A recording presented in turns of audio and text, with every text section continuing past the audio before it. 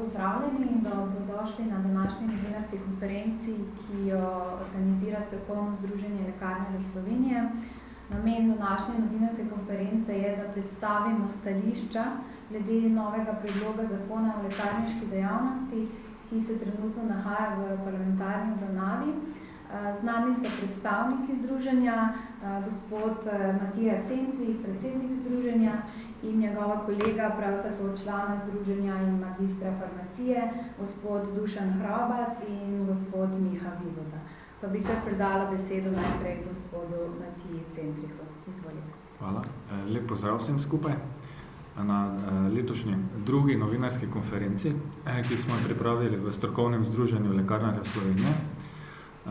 Tisti, ki ste bili na prvi, tokrat naj povem, da bomo tokrat malo bolj konkretni, saj zakon je že v parlamentarni obravnavi in se točno ve, kakšen je predlog zakona. Na začetku naj povem, da v združenju nasprotujemo sprejemanju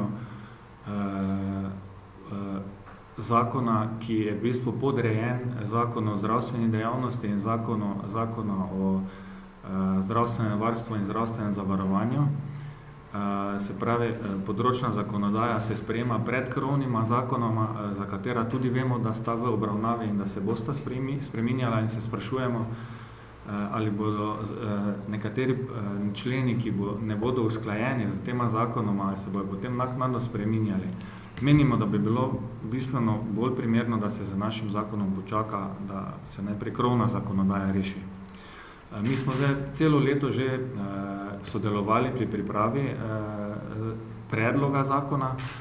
Kolega Miha Vivoda je bil tudi v delovni skupini in seveda zdaj na koncu, ko je predlog zakona v parlamentarni obravnavi, ugotavljamo, da so preslišali v bistvu vse naše strokovne pripombe, utemeljene, nekatere so celo tudi tik pred zdajci umaknili zakona oziroma jih črtali. To je bilo v bistvu narejeno v enem dnevu in s tem se nikakor ne moremo strinjati.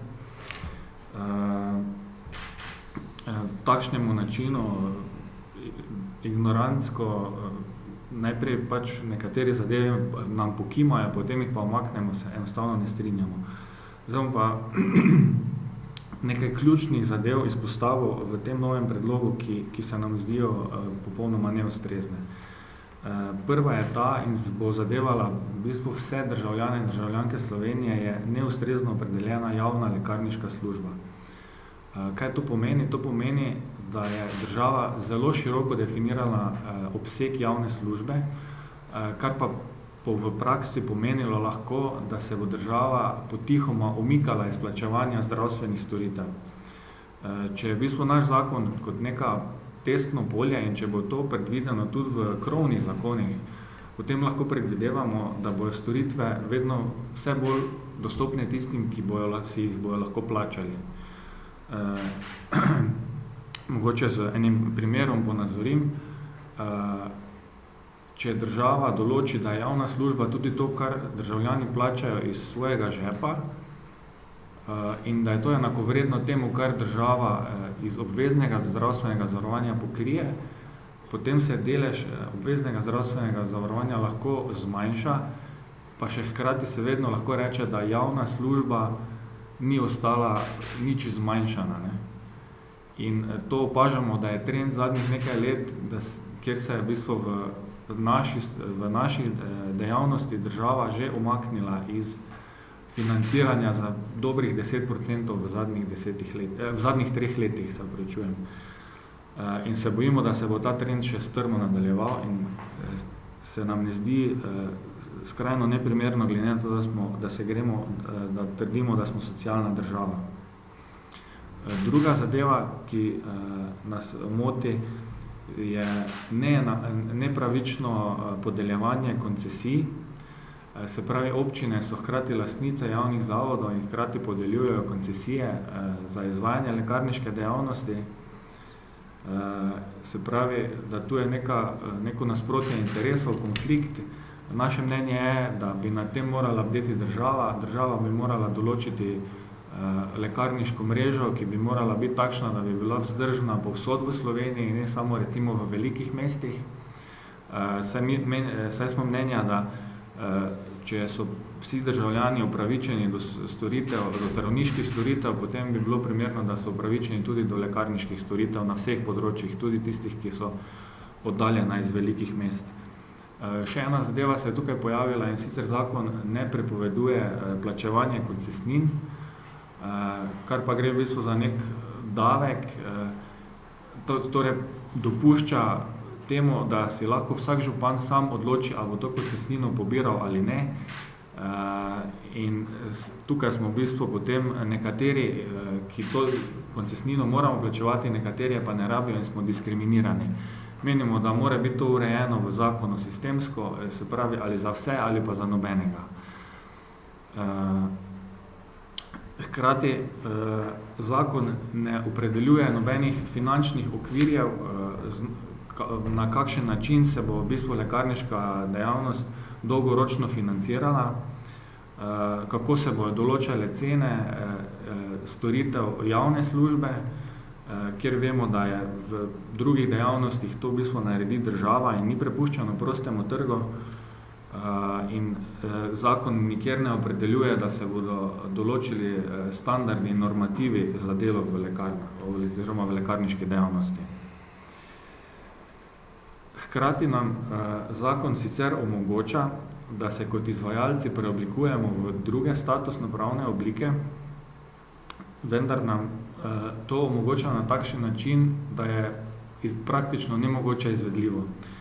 122. člen nam ne omogoča davčno-nevtralnega in preoblikovanja z univerzalnim pravnim nasledstvom, kar pomeni, da vsaka lekarna, vsak koncesionar, ki se bo hotel statusno pravno preoblikovati, bo moral zapreti lekarno za povprečju za 10 mesecev. Se pravi, če ti zakon nekaj dovoljuje, hkrati ti pa naloži, da dejavnost zapreš za 10 mesecev, pomeni, da so ti nekaj v bistvu dali in hkrati vzeli. Zakon pa tudi neenakopravno določa pravice izvajalcev lekarniške dejavnosti, in sicer izdelavo galenskih izdelkov je dovoljena javnim zavodom, medtem ko za koncesionarje pa ni opredeljeno, ali to smemo izdelovati ali ne. Pa bi mogoče na tem mestu predal besedo kolegi Miha Vivodi, ki se malenkost bolj spozna na ta del, pa bo on razložil, kako je s tem členom. Hvala.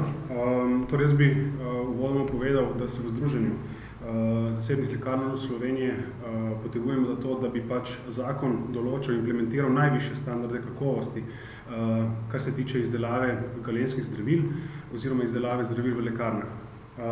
Pri tem pa ugotavljamo, da način, na katerega je to definirano s tem zakonom, ni ustrezen.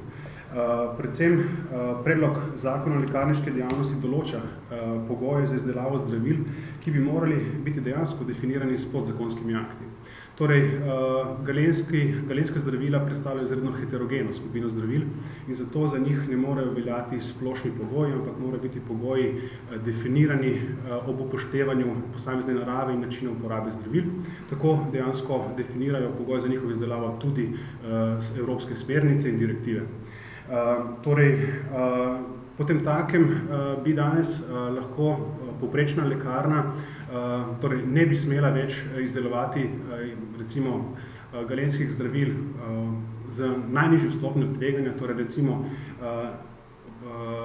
recimo hladilnega mazila za nego otroške ritke, kot galenskega zdravila za najnižjo stopnjo tveganja.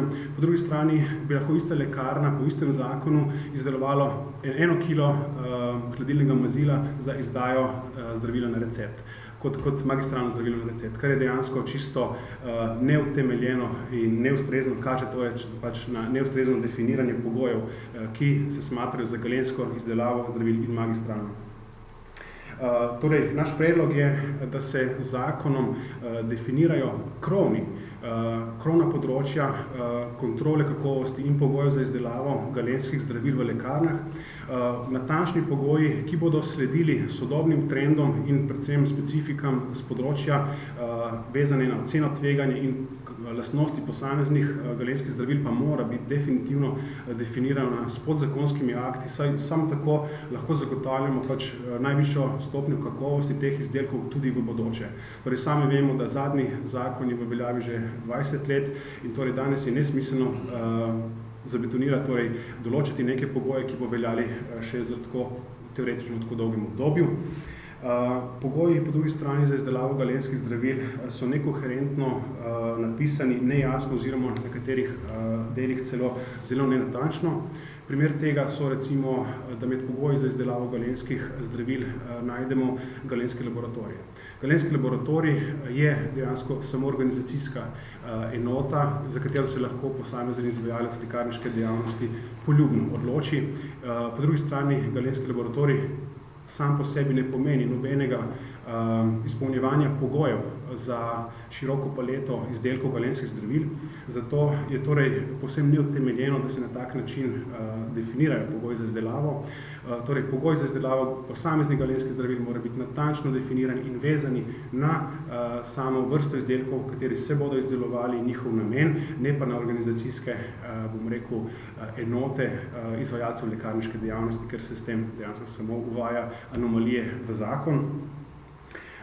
Enako je tudi s področjem kontrole kakovosti galensko izdelanih zdravil.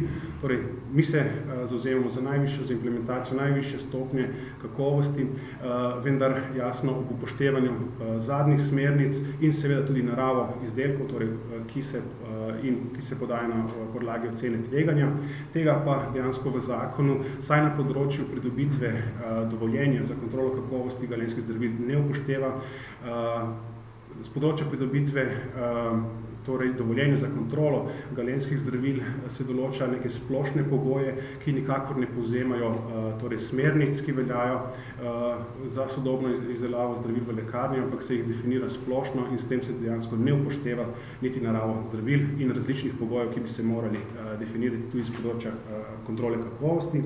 Kot je pa kolega že prej povedal, predlog zakona neenakovredno določa pravice izvajalcem lekarniške dejavnosti, torej zakon omogoča javnim zavodom, da ustanovijo galenske laboratorije, poleg tega za izdelavo galenskih zdravil, tudi za izdelavo magistralnih zdravil in ostalih zdravil za podporo zdravja. Medtem ko zasebnikom ta možnost ni dana, torej zakon decidivno določa, da je lahko izvajalci lekarniške dejavnosti, ki izvajajo lekarniške dejavnosti na podlagi koncesije, uporabljajo oziroma izdelujejo v galenskem laboratoriju izključno galenska zdravila, kar je dejansko nesmisel oziroma čista neenakopravnost. Torej, če skušam zaključiti, bi dejansko povedal to, da zakon bi moral definirati področje izdelave in kontrole kakovosti galensko izdelanih zdravil le krovno, vse ostalo pa bi dejansko moralo biti definirani in zelo natančno definirane s podzakonskimi akti, ker samo tako bi lahko zagotovili, da izdelava in kontrola kakovosti galenskih zdravil sledi sodobnim trendom in predvsem omogoča pacientom nemoteno preskrbo s tem pomembnim spektrom zdravil, ki jih dejansko lekarne lahko izdelujejo. Hvala, Miha. Mogoče še jaz za konec povedal sam, da smo v lekarnah s koncesijami začeli zbiranjem podpisov in imamo že preko 20,000 zbranih podpisov podpore naših pacientov, ki se strinjajo s tem, da mora biti zakon napisati tako, da se bo poslušalo stroko. Mi smo tudi v zadnjem tednu kontaktirali koalicijske stranke. Obljubljeno nam je bilo strani SD-ja in Desusa, da bodo nekatere naše amandmaje vlagali kot koalicijske, vendar, ker smo mi bili do zdaj že tolikokrat preslišani, pa nam je bilo ves čas obljubljeno, smo se vseeno odločili, da obvestimo javnost, da kaj je v bistvu v tem predlogu zakona, ki je trenutno v obravnavi, dejansko za spremeniti. Seveda upamo, da nas bojo poslušali, ne? Ampak glede na izkušnje pa nismo ravno prepričani, zato bomo z naši dejavnostmi še naprej nadaljevali in tako dolgo, dokler nas kot stroko ne bodo poslušali. Jaz se bi vam na tem mestu zahvalil, da ste prišli na novinarsko konferenco. Vas bi povabil, če so kakšna vprašanja, če nismo bili kje dovolj temeljiti ali pa če še kaj drugega za pojasniti, bomo z veseljem odgovorili.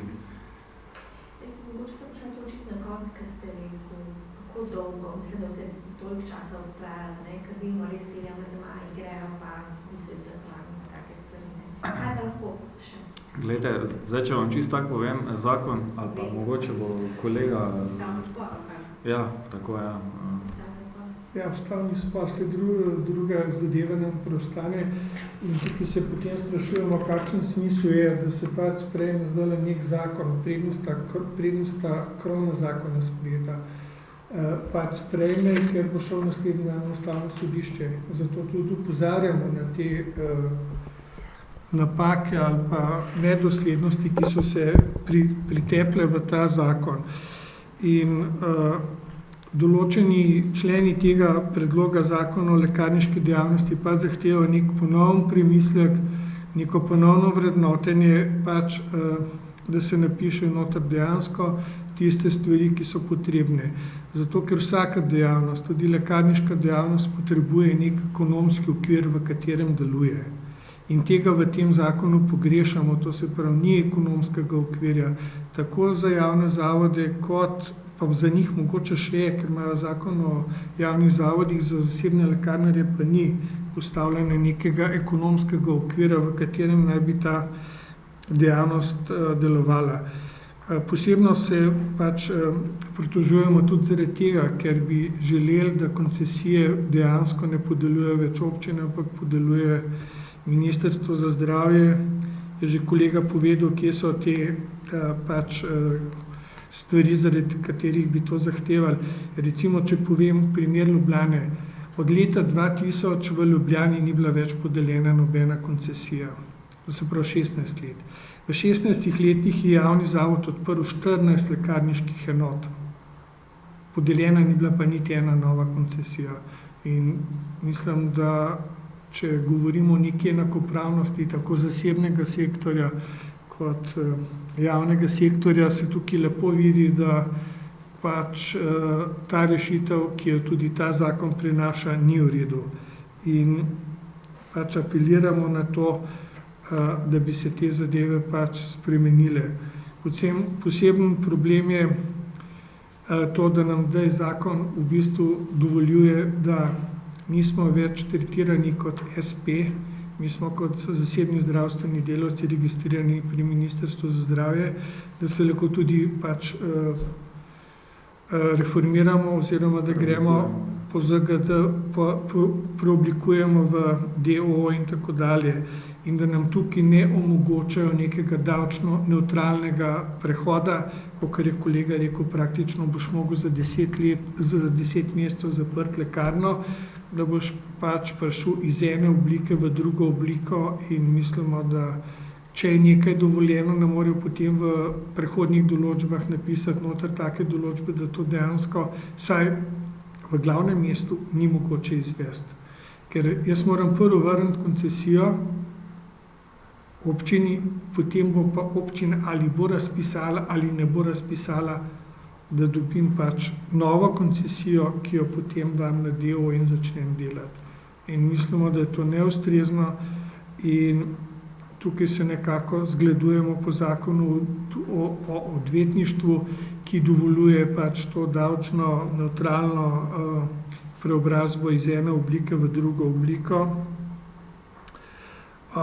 In to so v bistvu te glavne stvari, ki nas žulijo v tem zakonu, hudo žulijo, in zato smo tudi rekli, pač, da se bomo oglasili na tej konferenci in pravimo pač, da bi bilo potrebno za določene člene ponovno premislek. Hvala. Ja, mene pa zanima davčna obravnava javnih pa zasebnih lekarnarjev zdaj, ko ste SPI, drugače javni zavodi, to bi, da imate pripombe, Ja, to bi jaz obrazložil. Mogoče tega ne veste. Javni zavodi delujejo po zakonu o zavodih, kjer jim noter piše, da so neprofitne organizacije in tako dalje, in oni plačujejo samo davek na tržno dejavnost. Tisto pač, kar se v lekarnah prodaja, in ta davek na dobiček se v javnih zavodih znaša 17%. Medtem ko zasebni lekarnarji se smatramo davčno kot SP, to se pravi, plačujemo dohodnino. In v to dohodnino se nam štejejo vse dejavnosti, ki jih izvajamo v naših lekarnah, in to je pač izdaja zdravil na recept, to se pravi poslovanje z zdravstvenimi zavarovalnicami in naša tržna dejavnost. In povprečna stopnja dohodnine, ki jo plačujejo zasebni lekarnarji, je 41%. In če to nekako spravim v neke bolj realne številke, to se pravi, zasebni lekarnarji plačujemo v tem času 240% večje davke kot javni zavodi. In to bi se lahko v nekem smislu smatralo kot subvencije, to se pravi, da že sama davčna zakonodaja subvencionira javne zavode, medtem ko zasebne iniciative ne.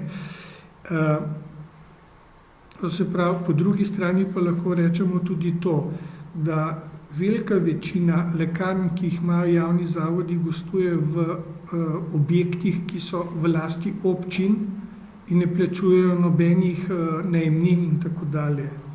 Tako da mislim, da sta to dve bistvene točke, ki naj bi jih ta zakon odpravil. To se pravi, da smo obdavčeni, da je ista dejavnost obdavčena po istih davčnih stopnjah. Koliko pa sprejme občina od zaslužka teh lekarn javnih zavodov? Prosim? Ali občina prejema kakšen delež zaslužka od teh lekarn javnih zavodov? Ja, sicer v zakonu o lekarniški dejavnosti piše, da se zaslužki oziroma dobički, ki se ustvarjajo v javnih zavodih, smejo uporabljati samo za širjenje in izboljšanje lekarniške dejavnosti. Vendar so si to župani to določbo pač prikrojili in enostavno pobirajo dobičke iz javnih zavodov in jih uporabljajo pač za druge dejavnosti, to se pravi za financiranje občin. In zato se tukaj tudi pritožujemo, ko so nam črtali to, da smo imeli zakon, to se pravi legalizira pobiranje koncesnin, to se pravi, to so dodatne davčne stopnje, dodatni davek, ki ga bi plačevali občinam, in mislim, da to ni potrebno, da je pač lekarniška dejavnost neka normalna dejavnost v okviru zdravstva, ki pač plačuje davke Ministrstvo za finance. Veste, kje zdaj recimo, kje občine pobirajo koncesnino v 10 lokalnih? Zdaj tega podatka nimamo. Tega podatka nimamo. Definitivno so kolegi, ki plačujejo že koncesnine, pa mogoče bi še sam jaz na kratko pojasnil. Glejte, zadeva je takšna, da ravno zato sem govoril o javni službi. Če javna služba ni ustrezno definirana, tudi ne more biti ustrezno financirana. In če se tam ustvarjajo neki dobički, ne morejo iti naprej v občino, ampak lahko grejo samo nazaj v zdravstveno blagajno ali se pa porabijo v zdravstvu. In če bi tukaj bilo ustrezno definirano, pustimo zdaj tržna dejavnost, ki je v bistvu v lekarnah manj, od tam načeloma bi se mi tudi strinjali, če občina pobira dobiček, ampak to, kar je pa v bistvu za državljane naša osnovna dejavnost, se pravi to, kar je kot javna služba definirana, to se nam zdi pa čisto moralno sporno, da iz zdravstvene blagajne se javna služba financira in potem se preliva ta denar naprej v občinski proračun, zdaj ali v obliki dobička ali pa v obliki nekega plačevanja koncesnine, to se nam zdi pa skrajno neprimerno. Ampak se vemo, da dejansko je 80% vseh prihodkov lekarn je iz ZZS-ja, medtem ko dobički je pa ravno obratno, je pa 90% iz tržne dejavnosti. To je primerno, ne, to, kar ste zdaj vi rekli. Zdaj, na eno stvar bi opozoril, ne, 80% je v bistvu izvajanje te službe preskrbe za zdravili, ampak polovico od tega je krito iz dopolnilnega zavarovanja, ki ga državljani sami plačujemo. Tako da že tukaj je v bistvu anomalija, če govorimo, da je to iz osnovnega zdravstvenega zavarovanja, ni, ne. Dejansko našega prometa, bom rekel, ki ga ustvarjajo lekarne, se približno dobrih 40% samo pokrije iz osnovnega zdravstvenega zavarovanja in ta delež se z leti manjša. In to je tudi malo zaskrbljujoče, ker to pomeni, da v bistvu vsi, ki imamo dopolnilno zavarovanje, pa vse, kar je samoplačniško, ta delež se skozi veča. Se pravi, tisti, ko lahko plača, dobi, tisti, ko pa ne more plačati, pač enostavno ne dobi, ne. To je to, kar ste prej mislili, 10%, da se vzajemno. Tako. V bistvu to, kar se prenese na DPZ. Ja. Tako, ja. In tam bi, naše mnenje je, da tudi te zavarovalnice bi bilo potrebno urediti, ker izvajajo neke vrste javno zavarovanje, ne, in tam tudi s temi dobički in to se nam zdi, da ni ustrezno rešeno, ne. Če bo zakon sprejet tako, kot je, kaj bo to pomenilo za zasebne lekarne in oskrbo prebivalstva? Če bo zakon sprejet tak, kot je, predvidevamo, da v določenih lekarnah ne bo več dosegljivih zdravil, ampak bojo pacienti precej dalj časa na njih čakali. Dolgoročno pa menimo, da bo to pomenilo zamrtje koncesionarske dejavnosti. In naj na tem mestu povem, da takrat, ko se je koncesionarska dejavnost začela, je v bistvu doprinesla neko zdravo konkurenčnost javnim zavodim in ni prinesla mogoče tega, da je bilo nekaj cenovno bolj ugodno ali kakorkoli, ampak storitve, ki pa so v lekarnah za paciente, so pa definitivno sedaj zaradi tega na dosti višjem nivoju. Tudi vsi se trudimo, da se spremlja v bistvu stroka in da gre razvoj naprej, medtem ko prej, ko ni bilo te neke zdravega, bom rekel, konkurenčnosti, tega ni bilo. In se bojimo, da če bomo šli spet nazaj v to smer, da bomo na koncu imeli v Sloveniji samo en velik javni zavod, ki bo funkcioniral tako, funkcionira zdaj klinični center, ki upamo, da se bo tudi nekaj v kratkem oziroma dolgoročno spremenilo tam, ne, ker vemo, da taki sistemi ne funkcioniramo, če ni nekega, bom rekel, zdravega boja, ne. Neke zdrave konkurenčnosti. More biti, ne, zato da pač se, če ne drugače, se z storitvami za paciente se potem trudiš. Ste v bistvu vsi trije koncesionarji? Vsi trije so koncesionarji. Jaz sem predstavnik koncesionarja, nisem osebno koncesionarja. To je malo koncesionarja. Jaz delam za koncesionarja, jaz sem predstavnik koncesionarja, nisem sam koncesionarja. Ste pa vsi predstavniki? Ja. Vi ste govorili to v imenu koncesionarja zdaj? Tako je. Kolega Hrovat je koncesionar. Vidva svaja. Jaz nisem osebno koncesionar. Kolega ima lekarno Nove Poljane, jaz pa lekarno Dobrova. Oboje koncesija. Ampak to, da se vi zdaj zauzimate, dejansko želite, da bi bili tudi pri nas stala dejavnost lekarniška nekako urejena, kot jo ima tudi ostala evropska, tako kot je ureditev dejansko gre za. Definitivno, če pogledamo ostale evropske države, v bistvu take oblike, mi sploh ne moremo pojasniti, kaj to pomeni javni zavod. Obstajajo recimo podjetja, ki so v državni lasti, ampak poslujejo normalno kot podjetja in nad katerimi bdi država, ne. In se tam tudi ve, kdo nosi odgovornost, zakaj, ne. Medtem ko v javnih zavodih je pa to tak, ne, veste, tam v bistvu občina nosi odgovornost za vse in tako je zelo lepo poslovati, no, bom rekel. Tudi jaz bi še šel tak, če bi mi država hrbet krila, ne. Lahko v bistvu si privoščiš karkoli, ne. Koliko pa računate delež zasebnih oziroma koncesijskih dejavnosti v Sloveniji? Trenutno je približno 340 enot vseh lekarniških, od tega je 87 koncesijskih, pa enih 10 enot je še podružnic, ki so tudi pašejo pod koncesijo, tako da rečemo vse skupaj nekje 95 enot od 340 je paše pod koncesijo, ostalo je pa paše pod javni zavod. S tem, da mi opravimo dobrih 20 ali pa 25% vsega prometa, mislim, naredimo. No, tako da tu nekje se... A mi lahko še razložite, če kakšna razlika recimo v ceni lekadora pri vas kot zasebnikih in recimo v javnem zavodu? Zdravila se dejansko, cena zdravil se oblikuje v skladu s priporočili zbor, ki jih pripravi pač zbornica, se pa dejansko vsak izvajalec lekarniške dejavnosti lahko jasno odloči za lastno vrednost točke v rošnji v skladu z poslovanjem, ki ga pač ima in pač vzdržnim, bom rekel, za zagotavljanje pač nemotene preskrbe zdravil. Jaz bi mogoče samo še dodal, kar je prej kolega Centrih povedal. Torej, ugotovili smo, da zasebniki, torej izvajalci lekarniške dejavnosti, ki izvajamo lekarniško dejavnost na podlagi koncesije, imamo večinoma deprivilegiran položaj, torej lokacijsko čisto.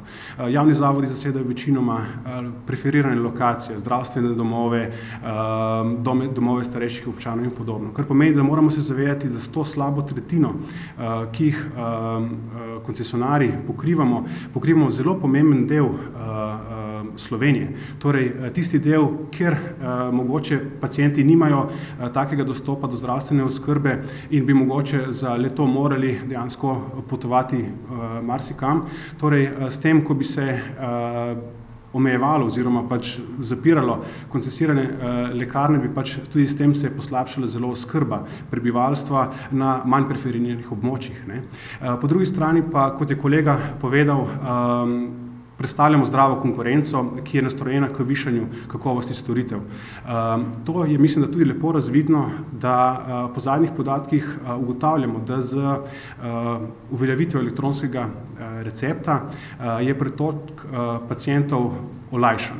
Torej, ni potrebno vsakič iti v zdravstveni dom k, bom rekel, zdravniku, da dobimo pač tisti predpis zdravil in opažamo, da pri nas, torej v okviru zasebnikov, se promet, torej izdaja zdravil na recept povečuje, kar pomeni, da mislim, da gre za čisto jasen indic, da so pacienti slovenski zadovoljni z nivojem storitev, ki se izvaja v zasebnih lekarnah in zelo krivično bi bilo, pač da bi se dejansko razvoj stroke, ki dejansko kaže dobre rezultate, omejevalo na kakršenkoli način. Mogoče bi še jaz sam k ceni prej dodal.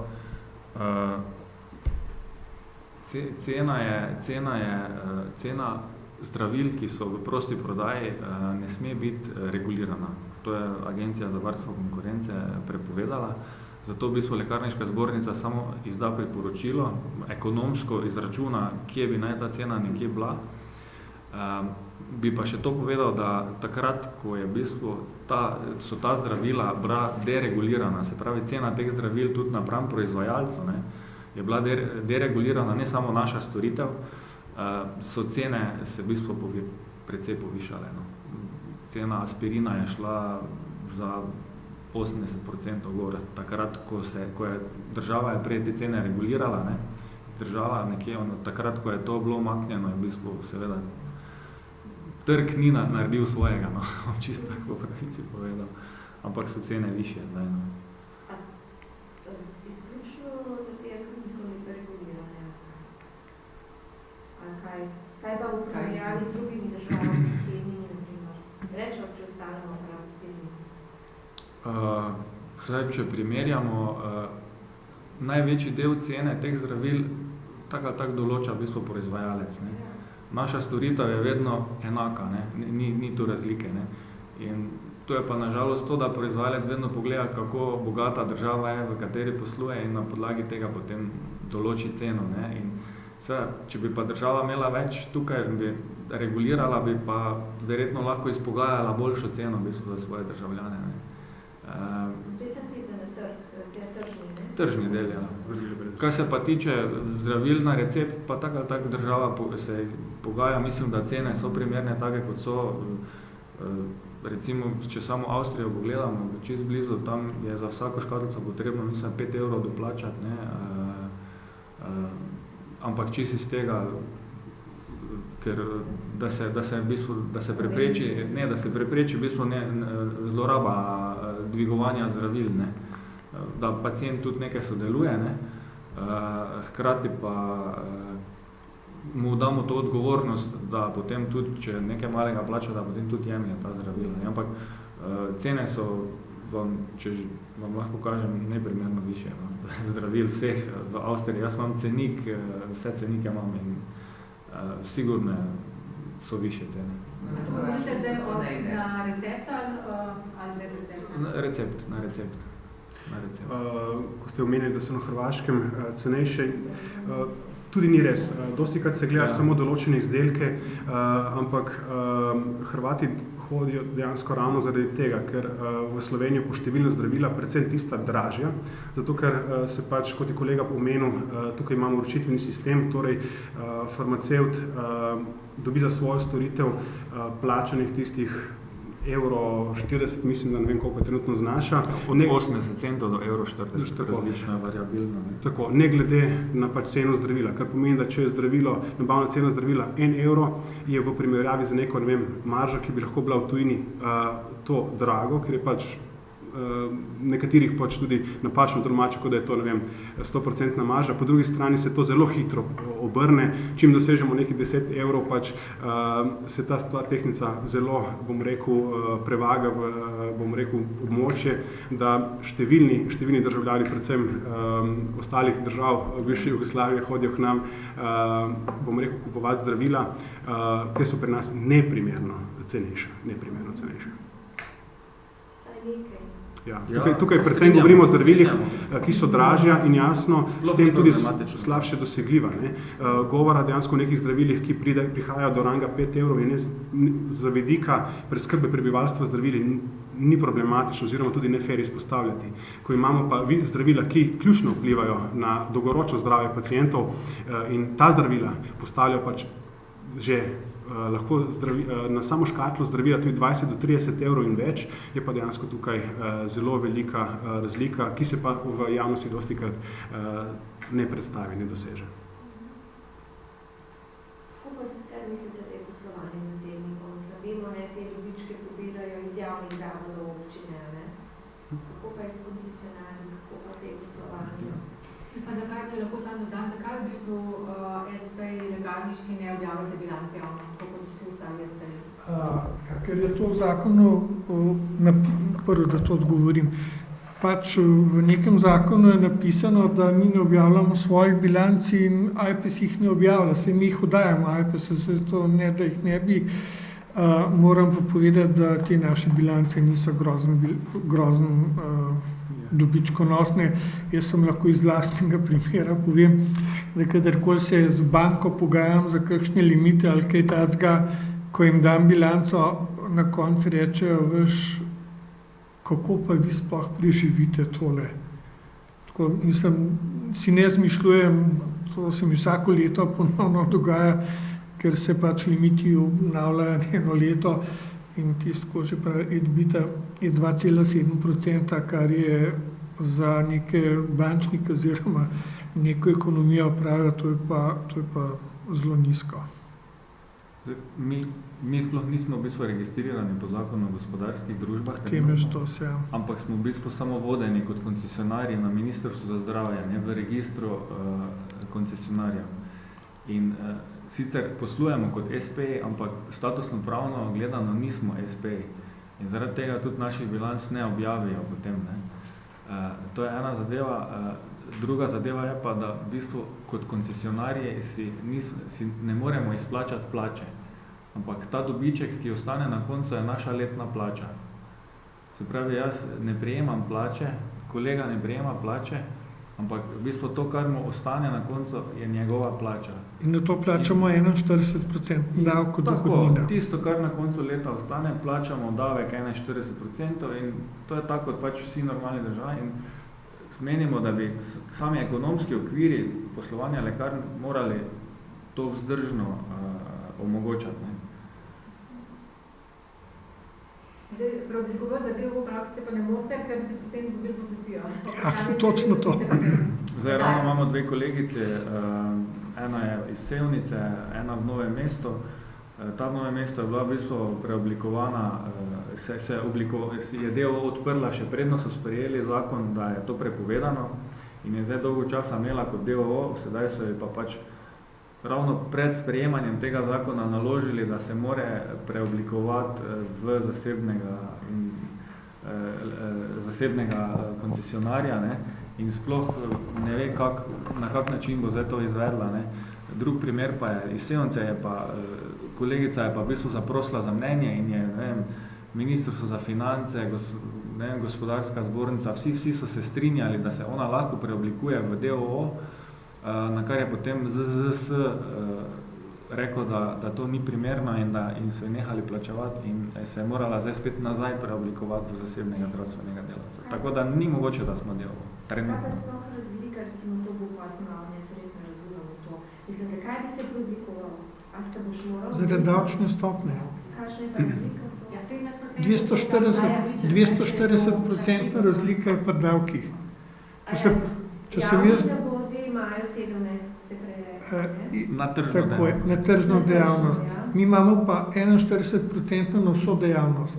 Na vas pač tisti dobiček ostane 41% in to je razlika 240%.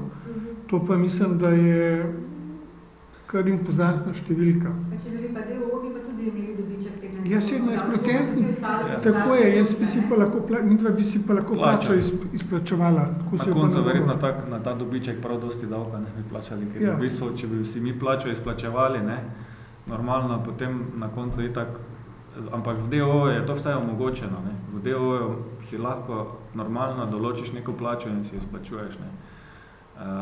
Pa tudi, verjetno bo še en problem, ki ga sicer nismo zdaj hteli izpostavljati, bom ga vseeno povedal. Javni zavodi bodo še naprej obdavčeni samo na tržno dejavnost, medtem ko mi, ko bomo imeli DOO, bomo pa še naprej obdavčeni na celotno dejavnost. Kar pomeni, da bomo še naprej, tudi če bomo se lahko preoblikovali v DOO, bomo še naprej v neenakopravnem davčnem položaju in ta zakon tudi ne rešuje oziroma ne predvideva rešitve za to nastalo situacijo. In če je nekdo za izvajanje javne službe plačan enako, ne, potem se predvideva, da tudi je ta javna služba na koncu obdavčena enako, če je. Ne. Medtem ko tukaj pa je, da prihaja do čist davčne anomalije, ne. Na večjih področjih je že pač kolega Dušan prej omenil, pa tudi tukaj bo pa. Tukaj pa v bistvu sploh, tudi če se ta zakon sprejme ali kakorkoli, ni predvidene neke rešitve za to davčno neenakopravno obdavčitev, bom rekel. Ne. Tu ste se pa že pritožili. Kaj v Bruslju? Tako je, ja. Kdaj? Mi smo prvo prijavo dali leta 2010. In to ni bilo še več? Je bilo. Kaj je bilo? Zdaj, to pa je bolj vprašanje v bistvu za ministrstvo. No, na ministrstvu Bruselj je potem, Evropska komisija je potem začela z Ministrstvom za zdravje komunicirati, da je potrebno zakonodajo na tem področju pač rešiti. Ne. In tega se v tem predlogu ni?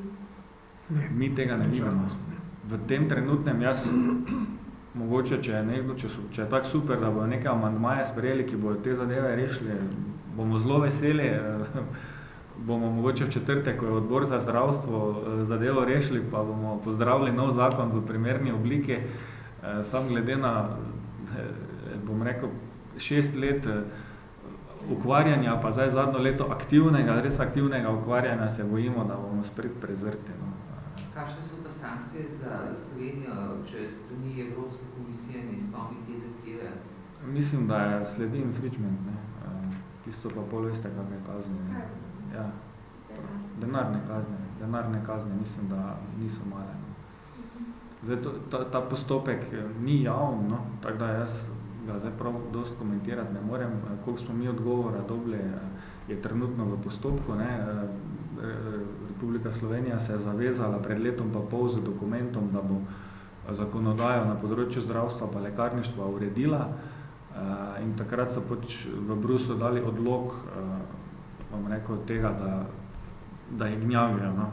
Zdaj pa upam, verjetno je premišljeno v tem postopku tudi tako, da bo ta zakon, ki se sprejema, dali tja v prevedeni verziji tudi pregledati, ne, če dejansko odpravlja to vse, za kar smo mi pač predlagali, da bi bilo treba odpraviti.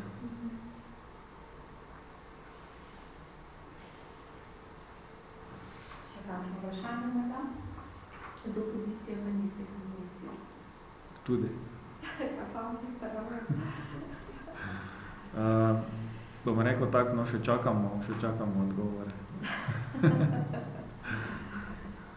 Dejte, mi nismo politično združenje, nimamo interesa, mi smo res strokovno združenje, se pač ukvarjamo s tem našim delom, tako da tudi za nas je to bolj novo in smo v bistvu na vse stranke naslovili prošnjo, pojasnili, bom rekel na kratko, vsebinske pripombe trenutnega predloga. Ne. Je pa res, da v zadnjem letu se je ta predlog tako spreminjal, da smo pač skozi zraven rednega dela aktivni še pri spremljanju tega, kaj se pač dogaja. A se je v zadnjem mesecu spremenili? Ne, na zadnje mislim, da konc julija. No. Takrat je res Zadnji seje vlade, ki je tako, bila ja. takrat je res prišlo do drastičnih sprememb. No. Ja. Takrat so pač nekateri se obnašali, da so samo po strešni trgovini in so spremenjali zakon po svojih željah. In to je pol ven prišlo. Ampak vi pravite, da ste pravzaprav politično neopredeljeni, se pa dejansko v zadnjem vršijo neki politični interesi. A se vršijo Žal, ja. kakšni pritiski?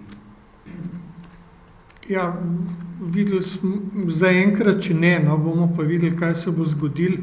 V preteklosti smo videli, kaj so za lekarno Bitenc delali, to še danes delajo, pa se nič ne zgodi, tako da se zna zgoditi.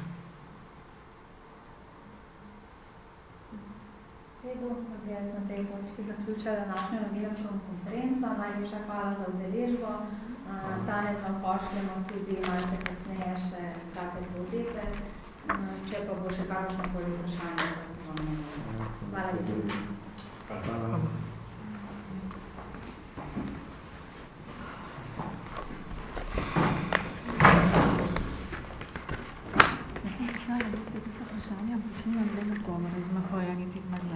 Nič ni. Fino, super. Hvala lepa.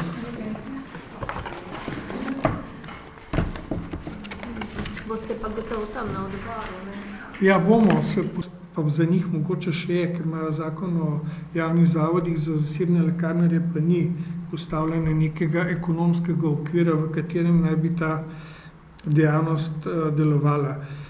Posebno se pač pritožujemo tudi zaradi tega, ker bi želeli, da koncesije dejansko ne podeljuje več občine, ampak podeljuje Ministrstvo za zdravje. Je že kolega povedal, kje so te pač stvari, zaradi katerih bi to zahtevali. Recimo, če povem primer Ljubljane. Od leta 2000 v Ljubljani ni bila več podeljena nobena koncesija. To se pravi 16 let.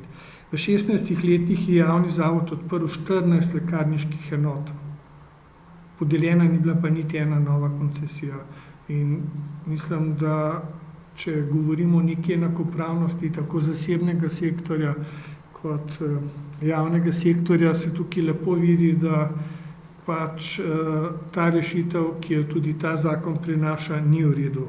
In pač apeliramo na to, da bi se te zadeve pač spremenile. Poseben problem je to, da nam zdaj zakon v bistvu dovoljuje, da nismo več tretirani kot SP, mi smo kot zasebni zdravstveni delavci registrirani pri Ministrstvu za zdravje, da se lahko tudi pač reformiramo oziroma da gremo po ZGD, preoblikujemo v DOO in tako dalje. In da nam tukaj ne omogočajo nekega davčno neutralnega prehoda, kakor je kolega rekel, praktično boš mogel za 10 mesecev zaprti lekarno, da boš pač prišel iz ene oblike v drugo obliko in mislimo, da če je nekaj dovoljeno, ne morejo potem v prehodnih določbah napisati noter take določbe, da to dejansko vsaj v glavnem mestu ni mogoče izvesti. Ker jaz moram prvo vrniti koncesijo občini, potem bo pa občina ali bo razpisala ali ne bo razpisala, da dobim pač novo koncesijo, ki jo potem dam na DO in začnem delati. In mislimo, da je to neustrezno in tukaj se nekako zgledujemo po zakonu o odvetništvu, ki dovoljuje pač to davčno nevtralno preobrazbo iz ene oblike v drugo obliko. In to so v bistvu te glavne stvari, ki nas žulijo v tem zakonu, hudo žulijo, in zato smo tudi rekli pač, da se bomo oglasili na tej konferenci in pravimo pač, da bi bilo potrebno za določene člene ponovno premislek. Hvala. Ja, mene pa zanima davčna obravnava javnih pa zasebnih lekarnarjev zdaj, ko ste SPI, drugače pač davčni kot pa javni zavodi, to bi, da imate pripombe, da se... Ja, to bi jaz obrazložil. Mogoče tega ne veste. Javni zavodi delujejo po zakonu o zavodih, kjer jim noter piše, da so neprofitne organizacije in tako dalje, in oni plačujejo samo davek na tržno dejavnost. Tisto pač, kar se v lekarnah prodaja, in ta davek na dobiček se v javnih zavodih znaša 17%. Medtem ko zasebni lekarnarji se smatramo davčno kot SP, to se pravi plačujemo dohodnino. In v to dohodnino se nam štejejo vse dejavnosti, ki jih izvajamo v naših lekarnah, in to je pač izdaja zdravil na recept, to se pravi poslovanje z zdravstvenimi zavarovalnicami in naša tržna dejavnost. In povprečna stopnja dohodnine, ki jo plačujejo zasebni lekarnarji, je 41%. In če to nekako spravim v neke bolj realne številke, to se pravi, zasebni lekarnarji plačujemo v tem času 240% večje davke kot javni zavodi. In to bi se lahko v nekem smislu smatralo kot subvencije, to se pravi, da že sama davčna zakonodaja subvencionira javne zavode, medtem ko zasebne iniciative ne. To se pravi, po drugi strani pa lahko rečemo tudi to, da velika večina lekarn, ki jih imajo javni zavodi, gostuje v objektih, ki so v lasti občin in ne plačujejo nobenih najemnin in tako dalje. Tako da mislim, da sta to dve bistvene točke, ki naj bi jih ta zakon odpravil. To se pravi, da smo obdavčeni, da je ista dejavnost obdavčena po istih davčnih stopnjah. Bo pa sprejme občina od zaslužka teh lekarn javnih zavodov? Prosim? Ali občina prejema kakšen delež zaslužka od teh lekarn javnih zavodov? Ja, sicer v zakonu o lekarniški dejavnosti piše, da se zaslužki oziroma dobički, ki se ustvarjajo v javnih zavodih, smejo uporabljati samo za širjenje in izboljšanje lekarniške dejavnosti.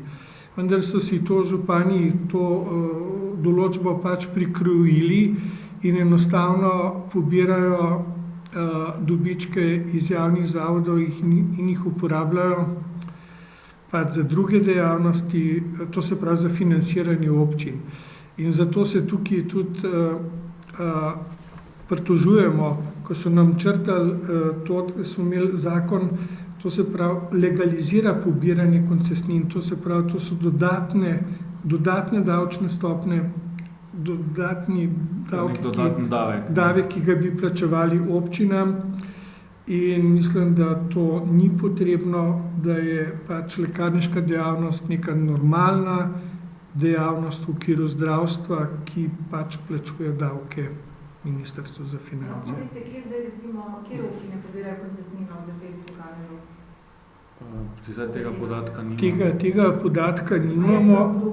Je. Definitivno so kolegi, ki plačujejo že koncesnine, pa mogoče bi še sam jaz na kratko pojasnil, gledajte, zadeva je takšna, da ravno zato sem govoril o javni službi.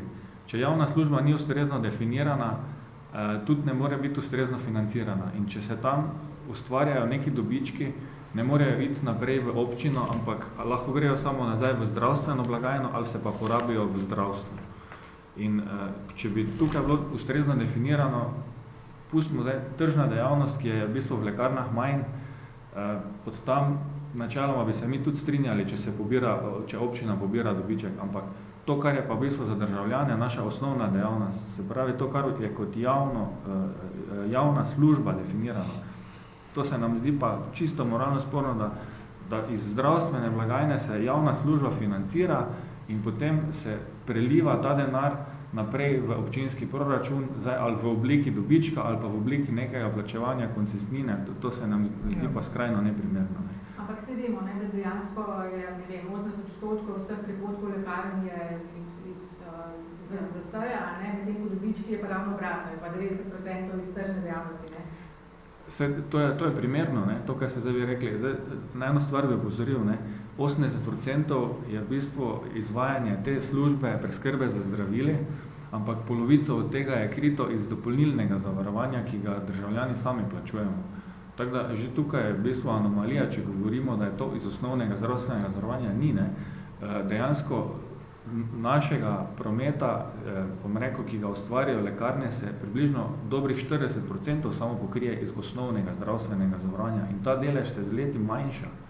In to je tudi malo zaskrbljujoče, ker to pomeni, da v bistvu vsi, ki imamo dopolnilno zavarovanje, pa vse, kar je samo plačniško, ta delež se skozi veča. Se pravi, tisti, ko lahko plača, dobi, tisti, ko pa ne more plačati, pač enostavno ne dobi. Ne. To je to, kar ste prej mislili, teh 10%, da se vzajme. Tako. To je to, kar se prenese na DPZ. Ja. Tako, ja. In tam bi, naše mnenje je, da tudi te zavarovalnice bi bilo potrebno urediti, ker izvajajo neke vrste javno zavarovanje, ne, in tam tudi s temi dobički in to se nam zdi, da ni ustrezno rešeno. Ne. Če bo zakon sprejet tako, kot je, kaj bo to pomenilo za zasebne lekarne in oskrbo prebivalstva?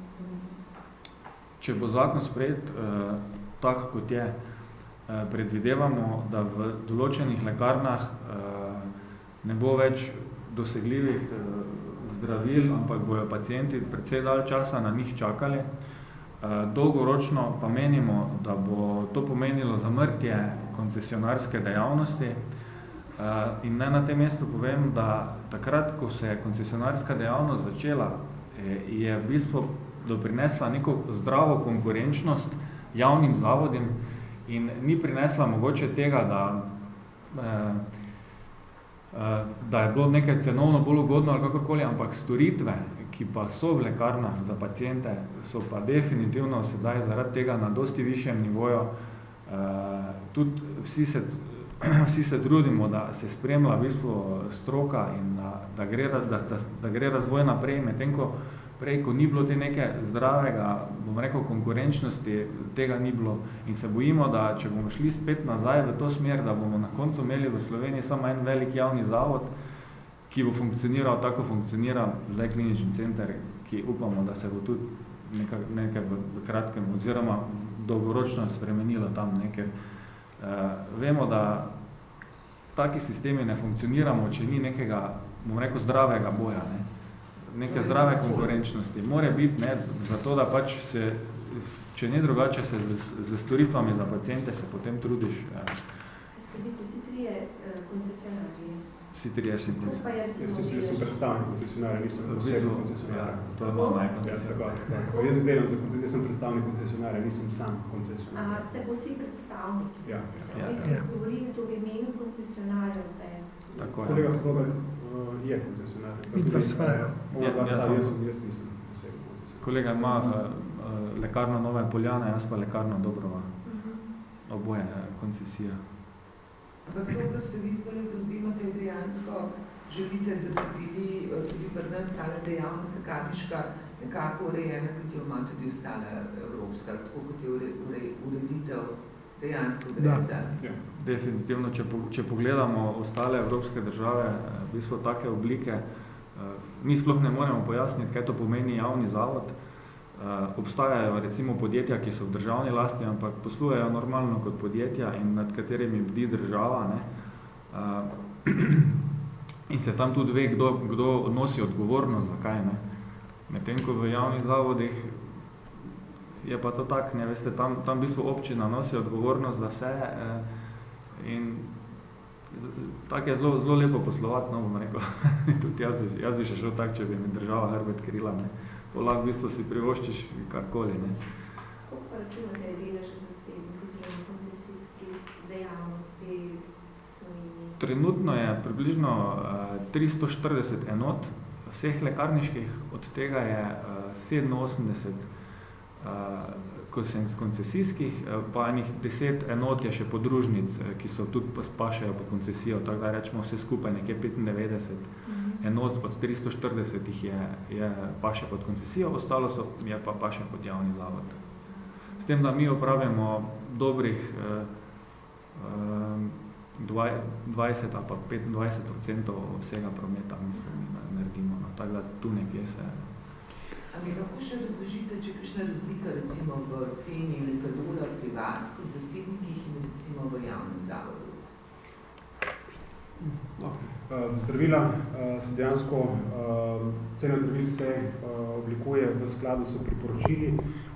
Zbor, ki jih pripravi pač zbornica, se pa dejansko vsak izvajalec lekarniške dejavnosti lahko jasno odloči za lastno vrednost točke v rošnji v skladu z poslovanjem, ki ga pač ima in pač vzdržnim, bom rekel, za zagotavljanje pač nemotene preskrbe zdravil.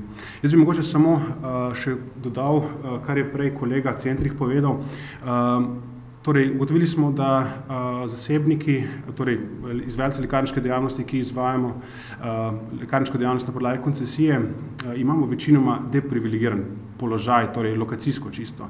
Javni zavodi zasedajo večinoma preferirane lokacije, zdravstvene domove, domove starejših občanov in podobno. Kar pomeni, da moramo se zavedati, da s to slabo tretjino, ki jih koncesionarji pokrivamo zelo pomemben del Slovenije. Torej, tisti del, kjer mogoče pacienti nimajo takega dostopa do zdravstvene oskrbe in bi mogoče za leto morali dejansko potovati marsikam. Torej, s tem, ko bi se omejevalo oziroma pač zapiralo koncesirane lekarne, bi pač tudi s tem se poslabšala zelo oskrba prebivalstva na manj preferiranih območjih, ne. Po drugi strani pa, kot je kolega povedal, predstavljamo zdravo konkurenco, ki je nastrojena k višanju kakovosti storitev.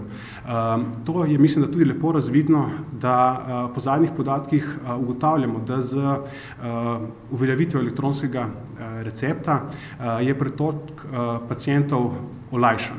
Torej, ni potrebno vsakič iti v zdravstveni dom k, bom rekel, zdravniku, da dobimo pač tisti predpis zdravil in opažamo, da pri nas, torej v okviru zasebnikov, se promet, torej izdaja zdravil na recept povečuje, kar pomeni, da mislim, da gre za čisti jasen indic, da so pacienti slovenski zadovoljni z nivojem storitev, ki se izvaja v zasebnih lekarnah in zelo krivično bi bilo, pač da bi se dejansko razvoj stroke, ki dejansko kaže dobre rezultate, omejevalo na kakršenkoli način.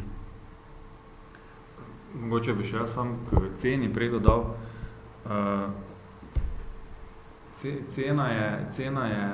Cena zdravil, ki so v prosti prodaji, ne sme biti regulirana.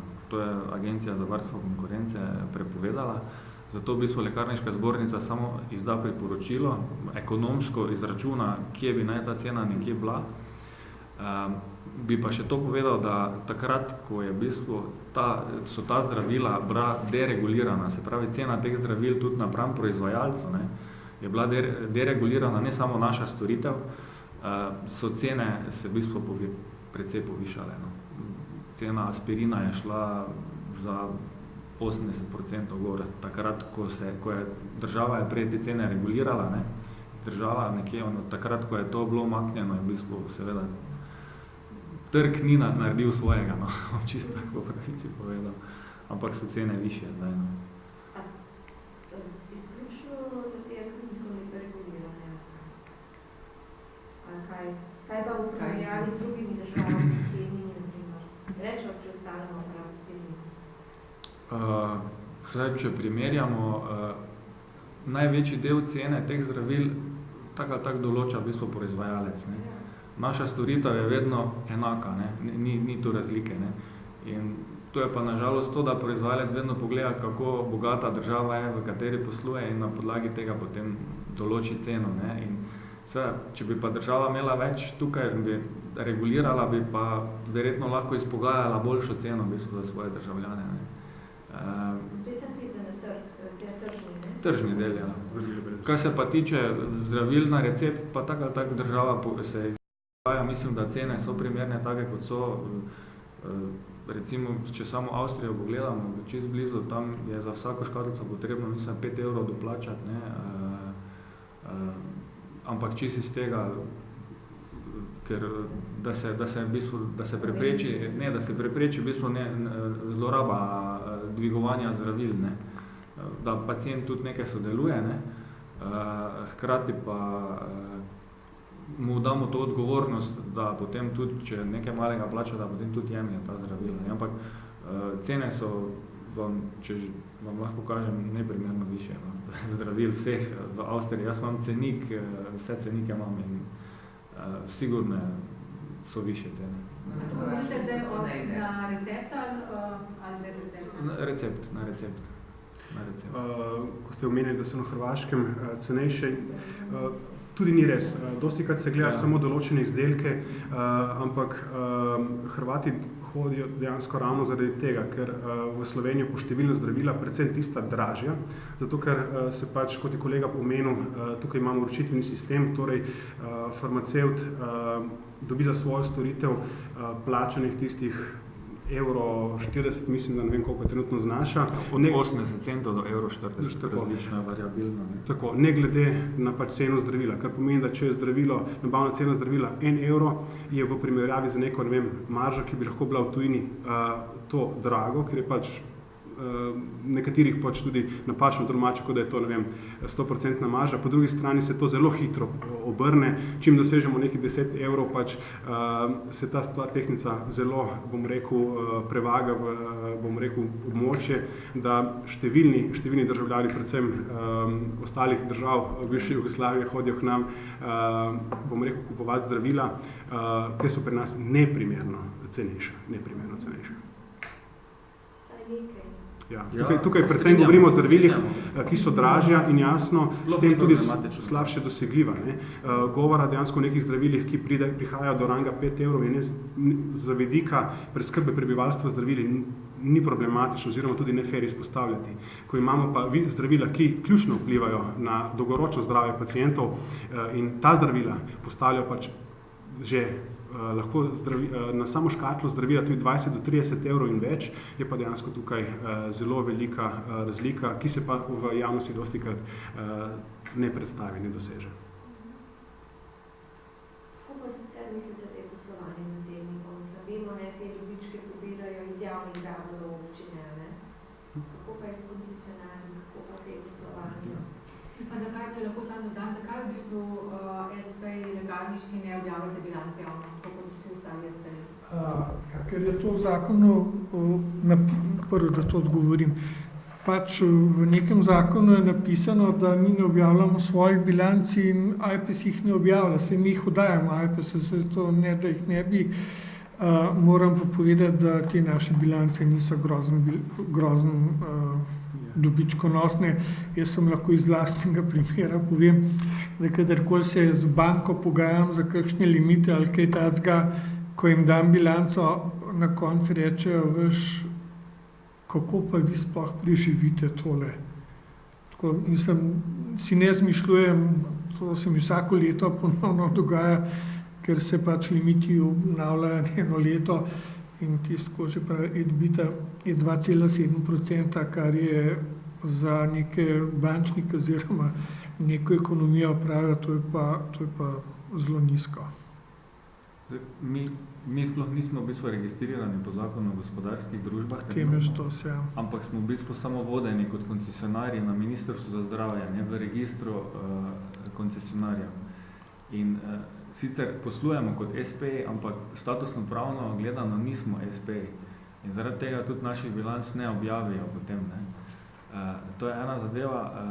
Druga zadeva je pa, da v bistvu kot koncesionarji si ne moremo izplačati plače. Ampak ta dobiček, ki ostane na koncu, je naša letna plača. Se pravi, jaz ne prejemam plače, kolega ne prejema plače, ampak v bistvu to, kar mu ostane na koncu, je njegova plača. In na to plačamo 41% davek od dohodnine. Tako, tisto, kar na koncu leta ostane, plačamo davek 41% in to je tako, kot pač vsi normalni državi. In menimo, da bi sami ekonomski okviri poslovanja lekarn morali to vzdržno omogočati. Ne. Zdaj, preoblikovati, da v praksi pa ne morete, ker bi potem izgubili koncesijo. Ja, točno to. Zdaj ravno imamo dve kolegice, ena je iz Sevnice, ena v Novem mestu. Ta v Novem mestu je bila v bistvu preoblikovana, je DOO odprla še predno so sprejeli zakon, da je to prepovedano in je zdaj dolgo časa imela kot DOO, sedaj so ji pa pač ravno pred sprejemanjem tega zakona naložili, da se more preoblikovati v zasebnega koncesionarja, ne, in sploh ne ve, na kak način bo zdaj to izvedla. Ne.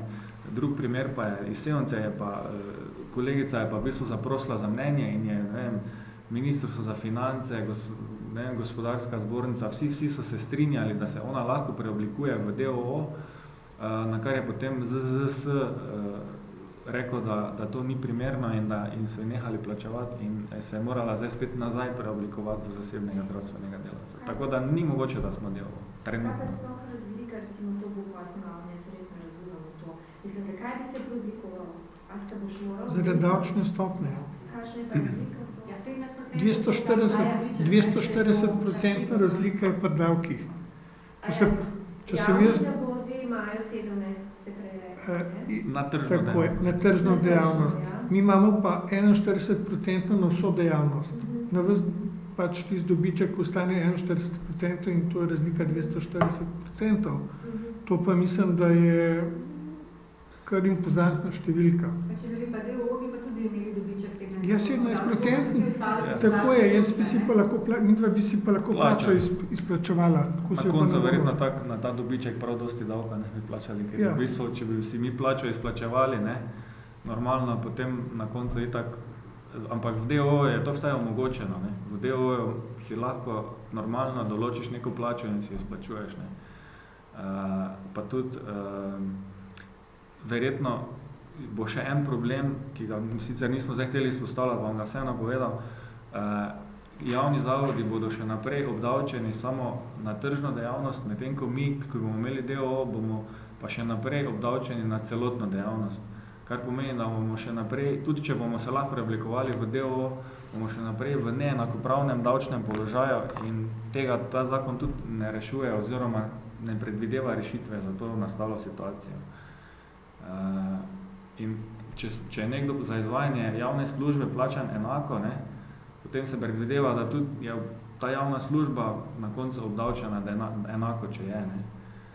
Medtem ko tukaj pa je, da prihaja do čist davčne anomalije, ne, na večjih področjih, ki je že pač kolega Dušan prej omenil, pa tudi tukaj bo pa. Tukaj pa v bistvu sploh, tudi če se ta zakon sprejme ali kakorkoli, ni predvidene neke rešitve za to davčno neenakopravno obdavčitev, bom rekel. Ne. Tu ste se pa že pritožili. Kaj v Bruslju? Tako je, ja. Kdaj? Mi smo prvo prijavo dali leta 2010. In to ni bilo še več? Je bilo. Kaj je bilo? Zdaj, to pa je bolj vprašanje v bistvu za ministrstvo. No, na ministrstvu Bruselj je potem, Evropska komisija je potem začela z Ministrstvom za zdravje komunicirati, da je potrebno zakonodajo na tem področju pač rešiti. Ne. In tega se v tem predlogu ni? Ne. Mi tega ne vidimo. V tem trenutnem mogoče, če je tak super, da bodo neke amandmaje sprejeli, ki bodo te zadeve rešili, bomo zelo veseli. Bomo mogoče v četrtek, ko je odbor za zdravstvo zadevo rešili, pa bomo pozdravili nov zakon v primerni obliki. Sam glede na, bom rekel, 6 let ukvarjanja, pa zdaj zadnjo leto res aktivnega ukvarjanja, se bojimo, da bomo spet prezrti. No. Kakšne so pa sankcije za Slovenijo, če strani Evropske komisije ne izpolni te zahteve? Mislim, da sledi infringement. Ne. Tisto pa pol veste, kakve kazni. Ja. Denarne kazni, mislim, da niso male. No. Zdaj, ta postopek ni javn, no, tako da jaz ga zdaj prav dost komentirati ne morem. Koliko smo mi odgovora dobili, je trenutno v postopku. Ne. Republika Slovenija se je zavezala pred letom pa pol z dokumentom, da bo zakonodajo na področju zdravstva pa lekarništva uredila. In takrat so v Bruslu dali odlog, bom rekel, tega, da jih gnjavijo. No.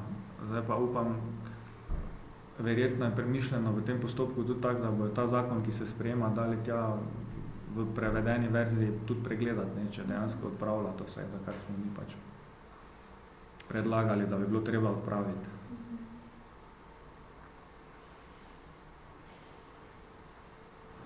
Še kakšno vprašanje morda?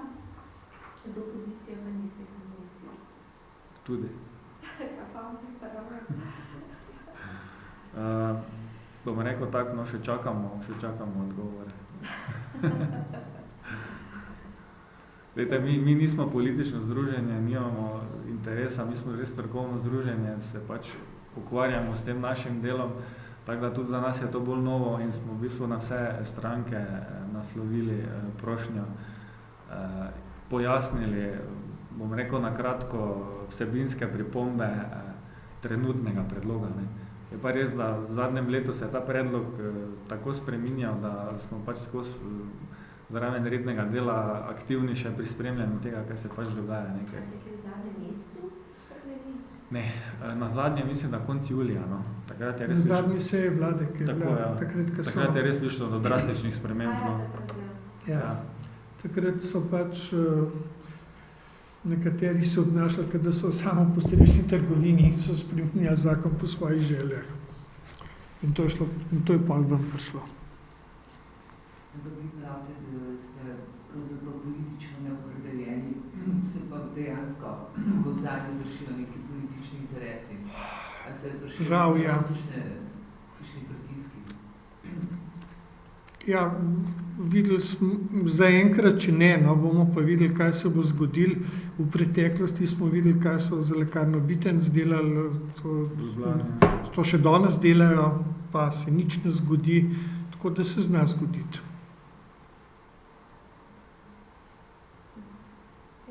Jaz na tej točki zaključila današnjo novinarsko konferenco. Najlepša hvala za udeležbo. Danes vam pošljemo tudi malce kasneje še take povzete. Če pa bo še kakšnokoli vprašanje, pa smo vam nekaj. Hvala lepa. Hvala.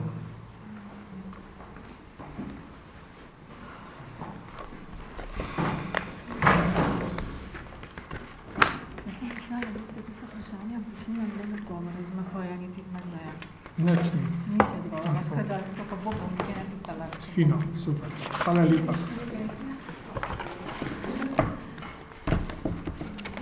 Boste pa gotovo tam na odboru, ne? Ja, bomo se